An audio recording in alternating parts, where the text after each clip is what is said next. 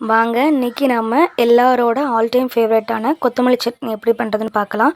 அதுக்கு தேவையான பொருள் கொத்தமல்லி நல்லா கழுவி நறுக்கி வச்சது, அப்புறம் உளுத்தம்பருப்பு, கடலைப்பருப்பு, 3 பச்சை மிளகா, 2 வரமிளகா, அரை முடி தேங்காய் சின்ன சின்னதாக நறுக்குனது, ஒரு சின்ன துண்டு புளி. இதுதான் தேவையான பொருள்.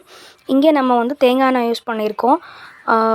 சில டிஷ்ஷுக்கெல்லாம் நம்ம தேங்காய் எண்ணெய் யூஸ் பண்ணால் நல்ல ஸ்மெல்லோட சூப்பராக இருக்கும். ஸோ இங்கே தேங்காய் எண்ணெய் யூஸ் பண்ணியிருக்கோம்.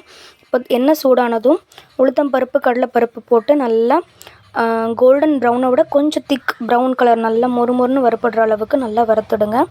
அது கூடவே அந்த பச்சை மிளகாவை நல்லா கிள்ளி போடுங்க. அப்படியே போட்டிங்கன்னா வெடிக்கும். ஸோ பச்சை மிளகா கிள்ளி போட்டது ப்ளஸ் அந்த வரமிளகா ரெண்டையும் போட்டு நல்லா வறுத்து எடுத்துடுங்க. ப்ளஸ் அதே எண்ணெயில் நம்ம நறுக்கி வச்ச தேங்காயும் போட்டு நல்லா வறுக்கணும். அந்த எண்ணெயிலே இந்த தேங்காய் நல்லா வேகிறனால நம்மளுக்கு சீக்கிரமாக கெட்டு போகாது. இன்னொரு விஷயம், நம்ம இதில் கொஞ்சம் புளியும் ஆட் பண்ணுறனால கண்டிப்பாக நம்மளுக்கு 2 நாள் வரைக்கும் கூட இது கெடாமல் அப்படியே இருக்கும். கொஞ்சம் கூட டேஸ்ட்டில் எந்த ஒரு பேட் ஸ்மெல்லோ கெட்டு போகிறதோ இருக்காது. சூப்பராக இருக்கும்.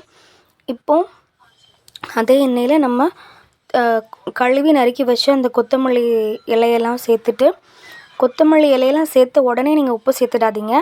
அது நல்லா வதங்கினதுக்கப்புறம் தான் உப்பு சேர்க்கணும். எப்போவுமே கீரைகள் எப்போவுமே கொஞ்சம் வெந்ததுக்கப்புறம் குவான்டிட்டி கம்மியாகிடும். ஸோ அதனால் இந்த கொத்தமல்லி கீரையும் நல்லா வெந்ததுக்கப்புறம் நம்ம உப்பு சேர்த்துக்கலாம்.